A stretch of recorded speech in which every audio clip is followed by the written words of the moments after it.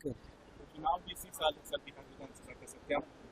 बिहार की जनता ने जो एनडीए पर विश्वास किया है, भाजपा, जेडीयू और सहयोगी दलों पर, वो फिर एक बार अगले 5 साल भी देगी, काम के देख कर देंगी।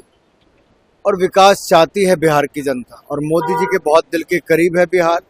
नीतीश जी के नेतृत्व में बिहार आगे बढ़ा है, और गठबंधन जो भारतीय जनता पार्टी, जेडीयू और अन्य दलों का है, सब मिलकर चुनाव लड़ेंगे और बिहार में एक बार फिर सरकार कल बनेगी। मनीषा खड़गे ने एक बयान दिया है, सर उन्होंने कहा है कि मोदी नीतीश की दोस्ती सिर्फ कुर्सी के लिए है, हमारे साथ भी आ जाते थे नीतीश कुमार। इनकी दोस्ती किस बात की थी? आप मुझे बताइए, जो महागठबंधन है, क्या उनकी नीतियां सेम है?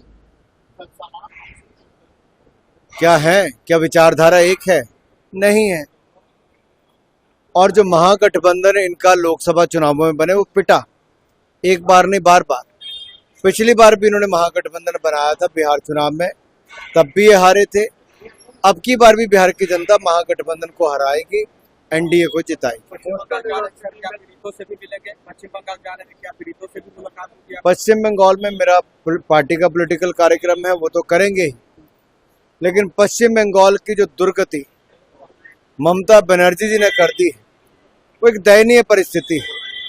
अपने ही देश में, पश्चिम बंगाल में हिंदुओं को पलायन पे मजबूर होना पड़ रहा है, और इसके लिए जिम्मेदार कोई है तो राज्य की सरकार, ममता बनर्जी जी की सरकार है।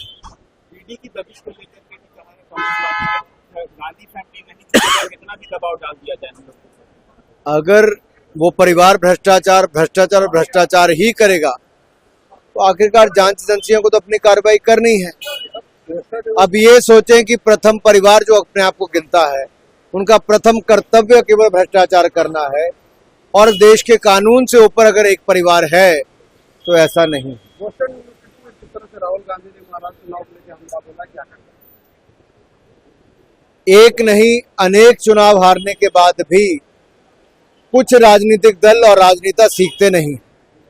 वो केवल ईवीएम, इलेक्शन कमीशन और लोकतांत्रिक प्रणाली, इस पर प्रश्न चिन्ह उठाते रहते हैं। भारत को बदनाम करने का काम दुनिया भर के देशों में जाकर करते हैं, लेकिन भारतीयों के बीच में आकर वोट नहीं पाते।